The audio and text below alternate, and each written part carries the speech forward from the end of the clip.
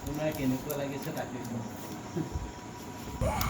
আমাৰ লাইফষ্টাইলৰ যিটো চিনেমা কাম ফটো কটাই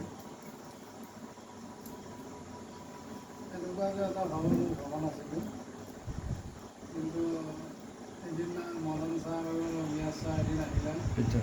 মিয়া ছাৰ মোক বহুত দিনৰ পৰা কৈ আছে যে মই আপোনাৰ ঘৰত যাম, আৰু বিশেষকৈ মোক এইবাৰ গাড়ীত যাওঁ ৰাতি হয়, কেতিয়াবা অলপ সোনকালে হয়। তাৰপিছত এদিন মদন ছাৰ আহিলে, আহি ক'লে কথাখিনি বুজি পালোঁ। আৰু মদন ছাৰো আহিছে আৰু দুই চাৰিজন আহিছে, তেনেকুৱা হেৰি কৰিব লাগে। ঠিক আছে হ'ব, কিন্তু মই কৰিব নোৱাৰিম, মই ধৰি লওক সহায় কৰিব পাৰিম। তাৰপিছত আগবঢ়াই দিছোঁ আৰু এইখিনিকে কৈ আৰু এতিয়া মানে এনেকুৱা অনুভৱ নাছিল যে এইটো কামত এনেকুৱা হৈ যায়। এতিয়া মই প্ৰথমবাৰৰ বাবে মিঠু ছাৰক পাইছিলোঁ। মিঠু ছাৰৰ প্ৰতিটো কথা মানে আমাৰ কাকাদি যেনেকৈ সৰুৰ পঢ়াইছিল, মিছনটো মানে আমাৰ কাকাদি দিছিল।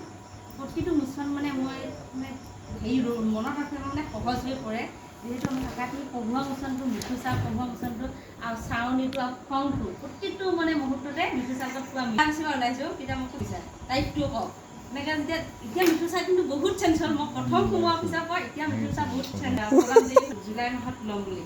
তাৰমানে কেই তাৰিখে ল'ব আপুনি সেইটো তাৰিখটো ফিক্স কৰক।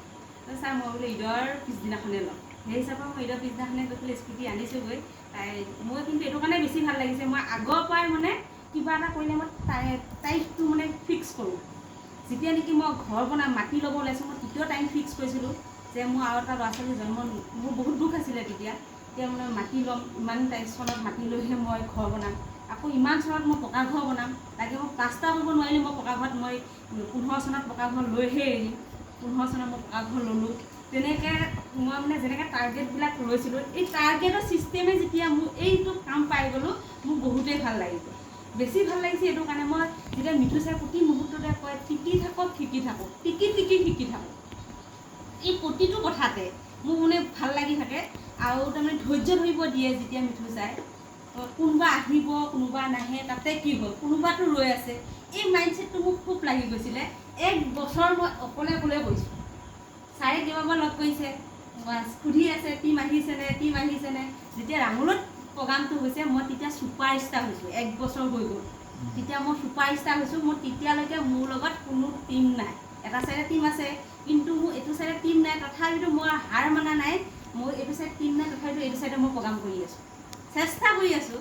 আৰু ছাৰহঁতক মাজে মাজে হেৰি কৰোঁ, ছাৰহঁতে মোক শিকিবৰ কাৰণে এটা কাম কৰে, খালি আপোনাৰ সেই প্ৰগ্ৰামখিনি যাওক। মদন ছাৰ ডাইৰেক্ট তেনেকৈ কয়। কিন্তু এনেকুৱা দুখ লাগে, ছাৰে মোক হেৰি নকৰিলে। মদন ছাৰ কয় আপুনি যাওক, মদন ছাৰ কয় আপুনি যাওক। তেতিয়া মোৰ ল'ৰাটোৱে কৈছে আম্মা, কৈছে আপুনি প্লান কৰক, দেখাওক, মই চাই যাওঁ, তেতিয়া আপুনি গৈ পেলাই প্ৰগ্ৰাম কৰিব। তেতিয়া জইনিং হয় না নহয় মানুহ চাব। মই প্ৰগ্ৰাম কৰোঁ, বাপেকটো নাথাকে, ৰাতি তাক পঢ়োৱাৰ পিছত দুইটা প্ৰগ্ৰাম কৰোঁ।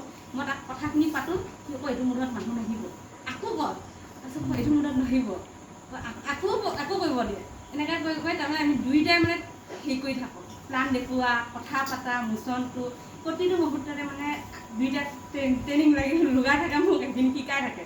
যদিও সি সৰু, বহুত চেষ্টা কৰিছে, বহুত সহায় কৰিছে। আৰু ধৰি লওক মই আগতে তেনেকৈ কথা কোৱা সেইখিনি ধৰি লওক আপুনি যেতিয়া চেঞ্জ হ'ব নহয়, তেতিয়া মানুহে ক'ব কি সঁচাকৈ বাইদেউ কিবা এটা পাইছে। আপুনি পাইছে নাপাইছে কোনে চাব আহে। যেতিয়া ছাৰহঁত আহে, মোক ছাৰহঁতৰ লগত কথা পাতিব দিয়ে, চাহ পানী তামোল আহি কিন্তু শিকি লওঁ পায়। তেনেকুৱাকৈ মই মানে আগে শিকি লওঁ, যিমান পাৰোঁ শিকি আছোঁ, শিকি যাই থাকিম।